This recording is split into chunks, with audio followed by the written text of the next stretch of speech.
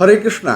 प्रिय दर्शकों, स्वागत है आपका। आज मैं आपसे एक भारतीय ज्योतिष के, वैदिक ज्योतिष के बड़े ही सुंदर और प्रभावशाली योग की चर्चा करने वाला हूं। क्या आपकी कुंडली में भी मंगल और राहु की परस्पर युति है?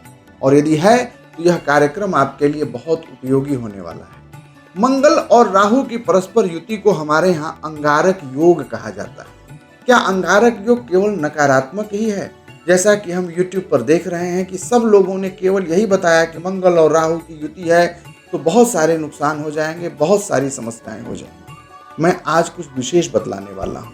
यदि मंगल और राहु की युति आपकी कुंडली में है तो क्या बेहतर हो सकता है, और यदि नकारात्मकता के संयोग बन रहे हैं तो उसका बेहतर उपचार क्या हो सकता है, यह आज के इस कार्यक्रम में हम जानेंगे। दर्शकों, आगे बढ़ने के पहले हमको यह जान लेना चाहिए कि मंगल और राहु का परस्पर स्वरूप क्या है।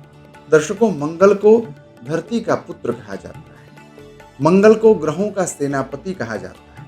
मंगल ऊर्जा को देने वाला है, आत्मबल को बढ़ाने वाला है, साहस को देने वाला ग्रह है, और यह रक्त संबंधी विकारों को, रक्त संबंधी शुभ संकेतों को भी प्रदान करने वाला ग्रह है। मंगल लाल रंग का ग्रह है, यह अग्नि तत्व का ग्रह है, यह तेज है।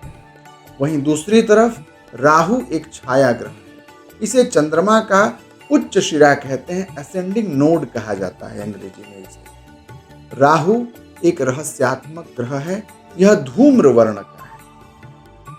अब आइए विषय पर चलते हैं। जिस प्रकार से आग और धुआं को यदि मिला दिया जाए तो वहां पर बैठना और रहना दुभर हो जाता है, लेकिन यदि आग और धुआं को एक सही दिशा दे दी जाए तो वह हमारे रसोई को रोशन कर देगा, हमारे जीवन को आनंदमय कर देगा।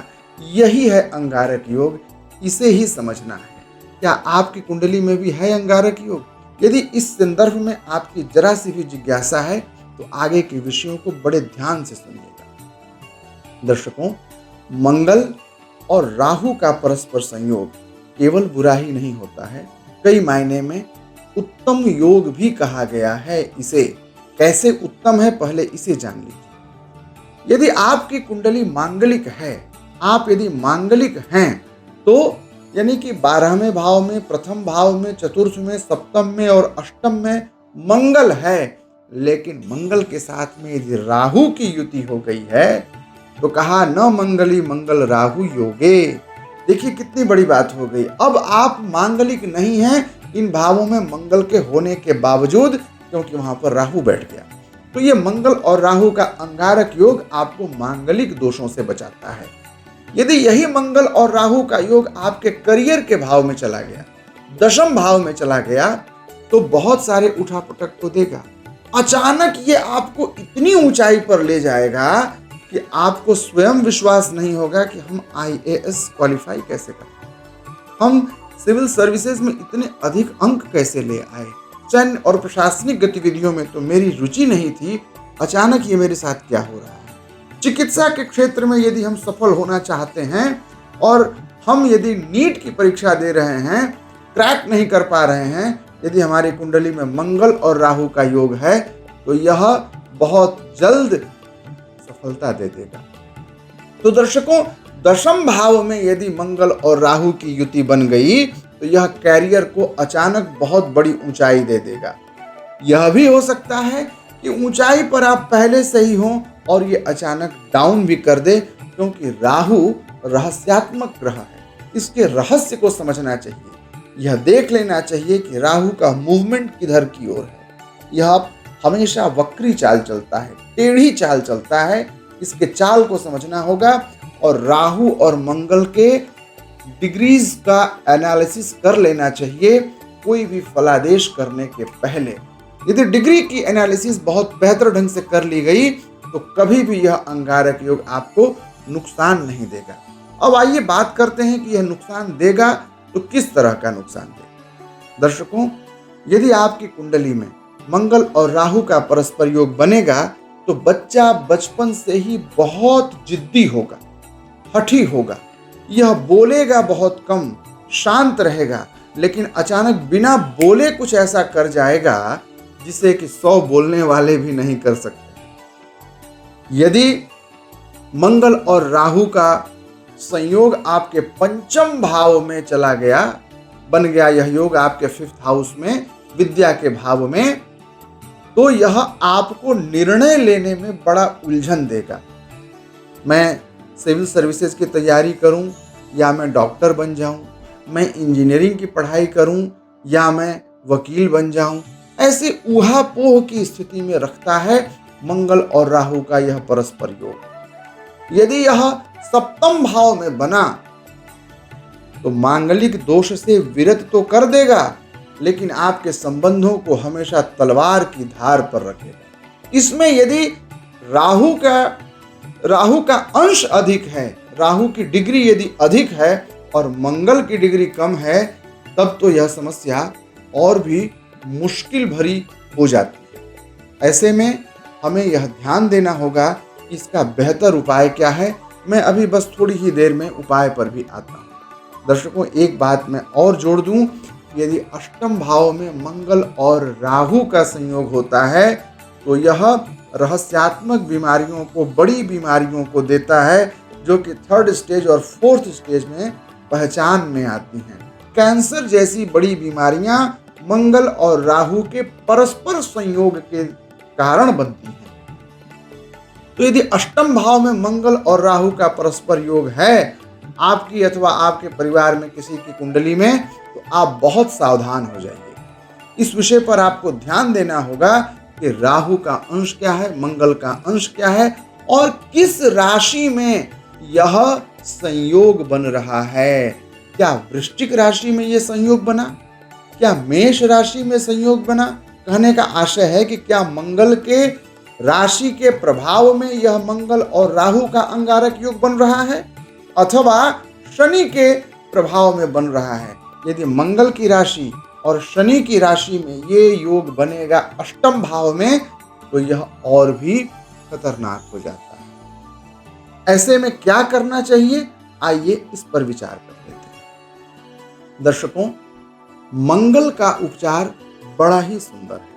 मंगल के सामान्य उपचार के लिए ज्यों ही आपको यह पता चले कि हमारी कुंडली में अंगारक योग है जिसमें मंगल बली है, तो आपको मंगल का उपचार करना चाहिए। यदि आपको पता चल जाए कि हमारे अंगारक योग में राहु बली है, तो आपको राहु का उपचार करना चाहिए। यदि ऐसा लगे कि दोनों का औसत स्वरूप है, तो आपको दोनों के औसत समाधान पर फोकस करना चाहिए। मंगल का उपचार क्या है?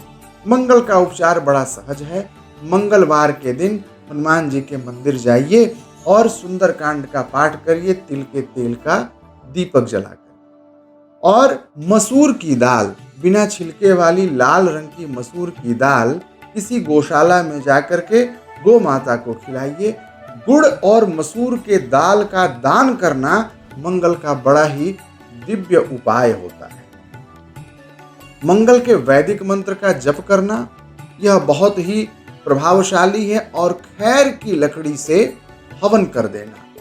विशेष कुछ न कर पाए तो केवल ओम भौम भौमाय नमः बोलिए और पूजित प्रतिष्ठापित अग्नि में खैर की लकड़ी को डुबा करके 108 टुकड़े डाल दीजिए स्वाहा कह के, आपका मंगल अनुकूल हो जाएगा। अब आते हैं राहु के समाधान। यदि आपकी कुंडली में राहु समस्या का कारक बन रहा है, तो राहु के कुछ छोटे छोटे उपचार करिए। राहु का उपचार यह है कि आटा की गोली बना लीजिए और किसी जलाशय के किनारे बैठ करके मछलियों को आटा खिलाइए। एक विशेष प्रकार की मछली होती है जिसे सिंघी मछली कहते हैं। सिंघी मछली को अपने हाथों से शनिवार के दिन सूर्यास्त के समय में जलाशय में मुक्त कर दीजिए। इससे आपका राहु ठीक हो जाएगा। काले रंग के कुत्ते को रोटी के ऊपर सरसों का तेल और नमक चुपड़ करके खिला दीजिए। इससे भी आपका राहु नियंत्रित होता है।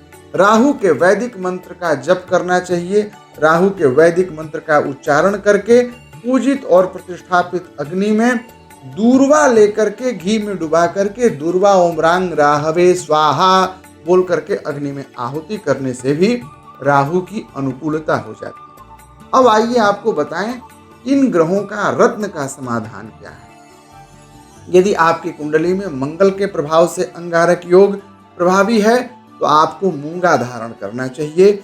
मूंगा शुद्ध देशी मूंगा हो, सोने की अंगूठी में अथवा ब्रॉन्ज की अंगूठी में बना करके 7 से 9 रत्ती अपने वजन के अनुपात में एक योग्य ज्योतिषी से परामर्श कर लीजिएगा।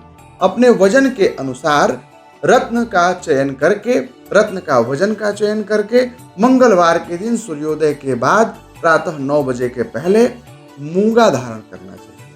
और ठीक ऐसा ही राहु के लिए सिलोनी गोमेद सर्वश्रेष्ठ कहा गया है, अथवा कोई भी गोमेद जैसी डिग्री हो, जैसा प्रभाव हो, उत्तम है। सिलोनी गोमेद चांदी की अंगूठी में शनिवार के दिन सूर्यास्त के बाद दाहिने हाथ के मध्यमा अंगुली में पूजित और प्रतिष्ठापित करके धारण कर लेना चाहिए। इससे आपके अंगारक योग का शमन हो जाए। तो दर्शकों, क्या आपकी कुंडली में ऐसा योग बन रहा है? और यदि इसके बारे में कुछ विशेष जिज्ञासा है, कुछ विशेष जानकारी प्राप्त करना चाहते हैं, तो स्क्रीन पर फ्लैश किए जा रहे नंबर्स के माध्यम से आप मुझसे संपर्क अवश्य करिएगा। मैं प्रतिदिन शाम 6 बजे ऐसे ही रोचक कार्यक्रमों के साथ उपस्थित होता हूं। आशा है आपको यह कार्यक्रम बेहतर लगा होगा। पुनः कल मिलते हैं, तब तक के लिए जय श्री कृष्ण।